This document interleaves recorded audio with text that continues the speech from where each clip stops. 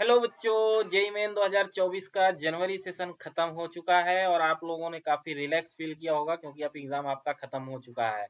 But जो सबसे ज्यादा चर्चा में रहा है वो ये रहा है कि एनटीए ने डिलीटेड सिलेबस से क्वेश्चंस पूछा है। तो क्यों ना आज थोड़ा सा डिलीटेड सिलेबस का डिस्कस कर लिया जाए, क्योंकि जब आप अप्रैल के सेशन में बैठेंगे तो फिर अगर एनटीए ने अगर डिलीटेड सिलेबस से कुछ क्वेश्चन पूछा तो आप लोगों के लिए वो बड़ा हेल्पफुल हो जाए। तो यहाँ पर हम आज आप लोगों को थोड़ा से ये रिवाइज कराने जा रहे हैं कि क्या क्या डिलीट किया है और कहाँ कहाँ से क्वेश्चंस बन सकते हैं जो अप्रैल का सेशन होगा उसके लिए। तो सबसे पहले यहाँ पे देखिए, आप सेट्स रिलेशन एंड फंक्शन में से उन्होंने कुछ भी नहीं डिलीट किया है। तो सेट्स एंड रिलेशंस को आप देख रहे होंगे, यहाँ इसमें से कुछ भी नहीं डिलीट किया है। आप यहाँ देख रहे होंगे ये खाली जा रहा है। इसी तरीके से जब आप कॉम्प्लेक्स नंबर में आएंगे तो complex number and quadratic equation में से square root of complex number को डिलीट कर दिया है उसने, और ट्रायंगल इनइक्वालिटी डिलीट कर दिया है यहाँ पे।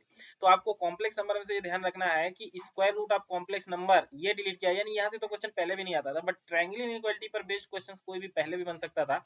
तो थोड़ा से आपको ट्रायंगल इनइक्वालिटी को ध्यान में रखना होगा कि शायद हो सकता है अप्रैल के सेशन में क्वेश्चन बन जाए यहाँ से, ठीक है। मैट्रिक्स एंड डिटर्मिनेंट में से प्रॉपर्टीज ऑफ डिटर्मिनेंट पूरी हटा दी गई थी, डिलीट कर दी गई थी। एलिमेंट्री ट्रांसफॉर्मेशन डिलीट कर दिया गया था।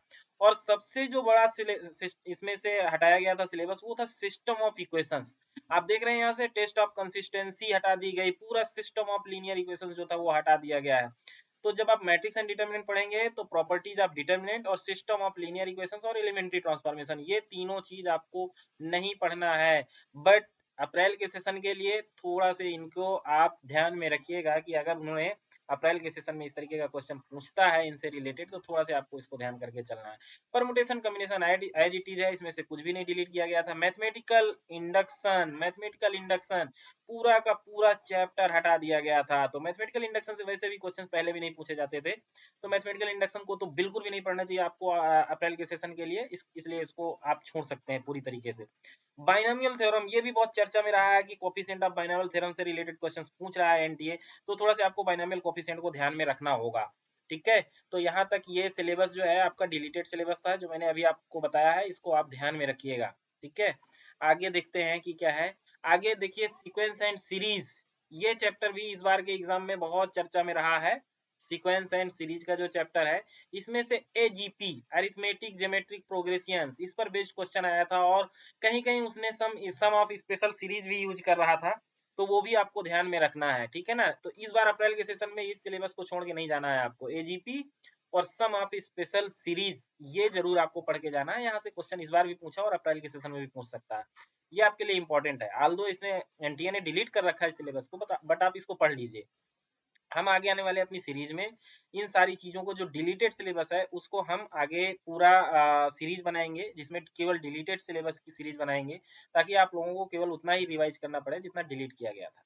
अब आइए, लिमिट कंटिन्यूटी एंड डिफरेंशियबिलिटी। तो लिमिट कंटिन्यूटी और डिफरेंशियबिलिटी में से क्या हटा दिया गया था? Rolle's theorem and Lagrange mean values theorem, ये दोनों थ्योरम हटा दी गई थी और टेंजेंट और नॉर्मल हटा दिए गए थे। यहाँ पर एप्लीकेशन ऑफ डेरिवेटिव में ये दोनों चीजें पहले थी सिलेबस में लेकिन हटा दी गई। आई थिंक कि इनसे अप्रैल में भी इन दोनों चीजों से क्वेश्चन नहीं आएगा अप्रैल के सेशन में भी। तो आप इनको ज्यादा वरीड मत होइए कि इनको भी पढ़ना है आपको, और वैसे भी इनको पढ़ेंगे तो बहुत ज्यादा टाइम नहीं लगने वाला, बहुत छोटा छोटा कंसेप्ट है ये। इसी तरीके से आप आ जाइए इंटीग्रल कैलकुलस। इंटीग्रल कैलकुलस में integral age limit of some, ये पूरी तरीके से हटा दिया गया है। आई थिंक इससे भी क्वेश्चन नहीं पूछेगा, पहले भी इससे क्वेश्चन बहुत रेयर पूछता था, तो आई थिंक इससे भी क्वेश्चन नहीं पूछेगा और इसके लिए वरीड होने की जरूरत नहीं है। और वैसे भी इसमें केवल एक ही फार्मूला बनता है, वो आप पढ़ सकते हैं, कोई बहुत बड़ी बात नहीं है।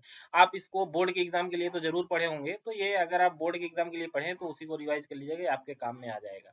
डिफरेंशियल इक्वेशंस में फॉर्मेशन ऑफ डिफरेंशियल इक्वेशन हटा दिया गया है और इससे क्वेश्चंस नहीं बनेगा, आपको इसके लिए वरीड नहीं होना है।